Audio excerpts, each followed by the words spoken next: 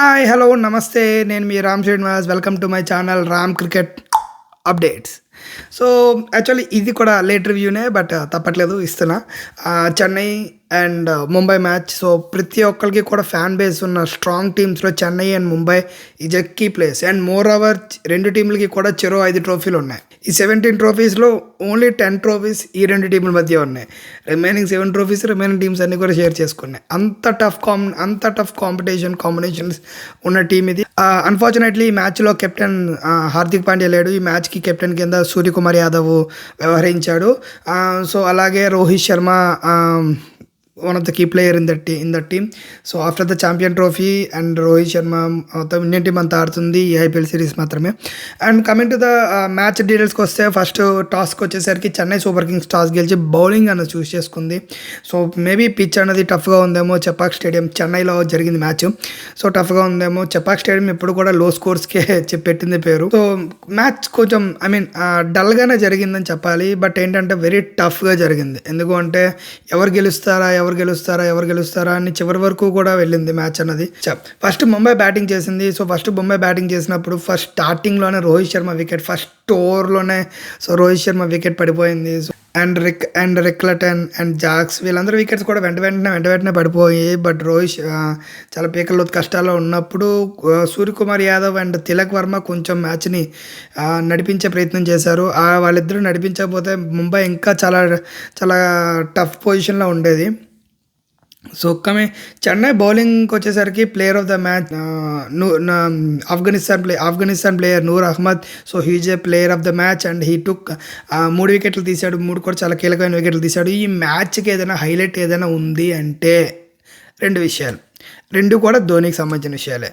ఒకటి, Dhoni again quick stumping. So after long time అందరూ కూడా వెయిట్ చేశారు వాళ్ళ స్టంపింగ్ గురించి. ఎందుకంటే ధోని తాలూకు ఫ్యాన్ బేస్, ధోని తాలూకు పొటెన్షియల్, ధోని తాలూకు స్టంపింగ్ టైం ఇవన్నీ కూడా unforgettable to every cricket fans. అలాంటి ధోని మళ్ళీ వాళ్ళ సూర్యకుమార్ యాదవ్ తాలూకు వికెట్ క్విక్ స్టంప్ చేయడం అందరికీ కూడా ఒక్కసారి స్టేడియం డెసిబెల్స్ మొత్తం ధన్న లేచిందనమాట. సో గోల చేశారు స్టేడియం అంతా. సో నిజంగా చాలా ఇంప్రెసివ్ స్టంప్ అది. And same time Dhoni last ఓవర్లో ధోని క్రీజులోకి వచ్చినప్పుడు కూడా అంతే సేమ్ మొత్తం స్టేడియం అంతా కూడా ఇంకా ప్రపంచంలో ఉన్న సౌండ్ అంతా అక్కడే ఉన్నట్టుగా.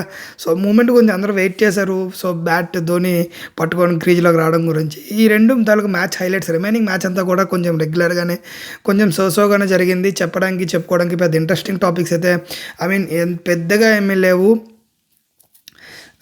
సో ఖలీల్ అహ్మద్ అండ్ నూర్ అహ్మద్ వీళ్ళిద్దరూ కూడా చెన్నై తాలూకు బౌలింగ్ మొత్తం శాసించారు. అండ్ మోరర్ మొత్తం పిచ్ అంతా కూడా స్పిన్నింగ్ సపోర్ట్గా ఉంది. ఎందుకు సపోర్ట్గా ఉందని చెప్తున్నా అంటే ముంబై తాలూకు బౌలింగ్లో 20 ఓవర్స్లో 14 overs only spin bowlers.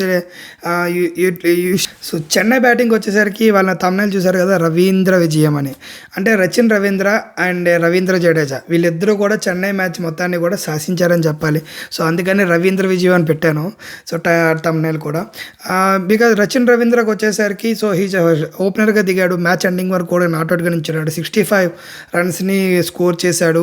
And actually score details చెప్పలే కదా. ఫస్ట్ బ్యాటింగ్ చేసిన ముంబై 155కి 9 వికెట్స్ పడిపోయాయి. So 9 వికెట్స్లో Rohit Sharma 0 and duck out and Rickelton 13 and will jacks 11 and Suryakumar Yadav 29, Tilak Varma 31 and Minz 3 and నమన్ధార్ 17 and Santner 11 and Deepak Chahar 28, Bolt 1, so Satyanarayan Raju is 1. So these are the score details and total score వచ్చేసరికి 155 for 9 wickets. So coming to the Mumbai batting line, Chennai batting lineup. So Rachin Ravindra 65 and Rahul Tripathi 2 and Ruturaj Gaikwad. He's a captain innings ఆడాడు రుతురాజ్ గైక్వాడ్. అంటే చూడముచ్చటైన shots and కొట్టిన sixes కూడా చాలా మంచి shots. అంటే unique unique స్టైల్స్లో కొట్టాడు. And శివం దుబే కొంచెం stand అవుతాడు అనుకున్నాం, బట్ అన్ఫార్చునేట్లీ శివం దుబే ఈసారి ఫెయిల్ అయ్యాడు. అండ్ శామ్ కరణ్ కూడా ఫెయిల్ అయ్యాడు. అండ్ రవీంద్ర జడేజా కొంచెం ఆ తర్వాత వచ్చి నెక్స్ట్ వికెట్ పడకుండా నెమ్మదిగా స్లోగా మ్యాచ్ మొత్తాన్ని కూడా గెలుపు దిశగా తీసుకెళ్లారు. లాస్ట్లో ధోని క్రీజ్లోకి వచ్చారు, కానీ అప్పటికే లాస్ట్ రచిన్ రవీంద్ర కొట్టిన విన్నింగ్ షాట్తో మ్యాచ్ అన్నది ముగిసిపోయింది. ప్లేయర్ ఆఫ్ ద మ్యాచ్కి వచ్చేసరికి నూర్ అహ్మద్. అండ్ మ్యాచ్ చెన్నైలో జరిగింది. సో ఇది సింపుల్గా చెప్పాలంటే మ్యాచ్ గురించి ఇంతగానో అప్డేట్ లేదు. ఎందుకు అంటే ఆల్రెడీ లేట్ అయిపోయింది. ఇప్పటికే ఈ పాటికే వెంటనే పెట్టాలి. లేట్ అవ్వడం వల్ల మ్యాచ్ అప్డేట్ ఇక్కడితో ముగిస్తున్నాను. And signing off for today.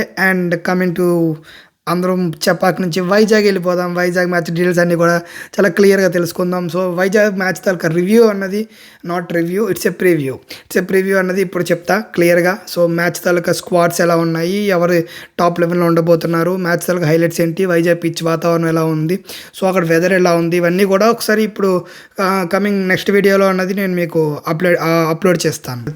Thank you. Signing off for today.